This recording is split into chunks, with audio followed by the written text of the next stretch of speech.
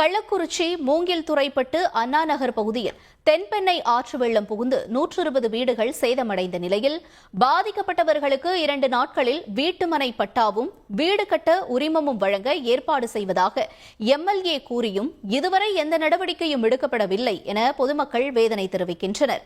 சேதமடைந்த வீடுகளை ரிஷிவந்தியம் சட்டமன்ற உறுப்பினர் வசந்தம் கார்த்திகேயன் நேரில் பார்வையிட்டு ஆறுதல் கூறி அதிகபட்சம் 2 நாட்களில் வீட்டுமனை பட்டா வழங்கி வீடு கட்டுவதற்கான உரிமம் வழங்குவதாக கூறிய நிலையில் 7 நாட்களாகியும் எந்த நடவடிக்கையும் எடுக்கப்படவில்லை என்று குற்றஞ்சாட்டப்பட்டுள்ளது. ஐயா எம்எல்ஏ வந்தாரு, இந்த வெள்ளத்தினால வீடு தரன்னாரு, வீட்டு பட்டா தரன்னாரு, எதுவுமே இன்ன வரலையும் எங்களுக்கு தரல. அது 2 நாள்லே தரன்னாரு. இன்ன வரலையும் எங்களுக்கு எந்த ஒரு அடிப்படை வசதி எந்த ஒரு இதுவுமே சலுகையுமே எங்கள்கிட்ட சேரலை. நாங்கள் வெள்ளத்தில் அடிபட்டு ரொம்ப கஷ்டப்பட்டு நொந்து இங்கே கோயிலில் தங்கி இருக்கிறோம். கோயிலில் மண்டபத்தில் ஒரு 3 நாள் தங்க வச்சாங்க, 3 நாள் சாப்பாடு கொடுத்தாங்க, அதோட சரி. அதுக்கப்புறம் மண்டபத்தில் கல்யாணம் வருது, ஃபங்க்ஷன் வருது, காலி பண்ணுங்கன்னுட்டாங்க.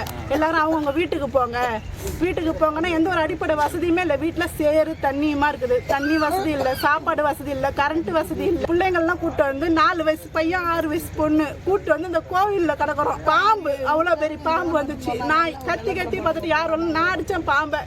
புளிவில் போட்டு படுத்துருக்கிறது கடிச்சிச்சுன்னா என்ன பண்ணுறதுன்னு பாம்பு அடித்தோம். எங்களுக்கு மாற்று இடம் எதனா கொடுக்கணும். இந்த நிலமெல்லாம் சரியாக வரல, மாற்று இடம் எங்களுக்கு கொடுங்க.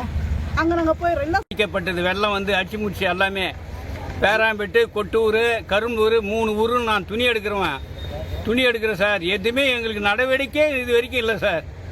இன்னும் பட்டா தரம் அது தரம் நாங்கள் சார் ஊடு பூரா அப்படியே தரமட்டம் ஆயிடுச்சு சார். எங்களுக்கு அரசாங்கத்தில் உதவி பண்ணுங்க.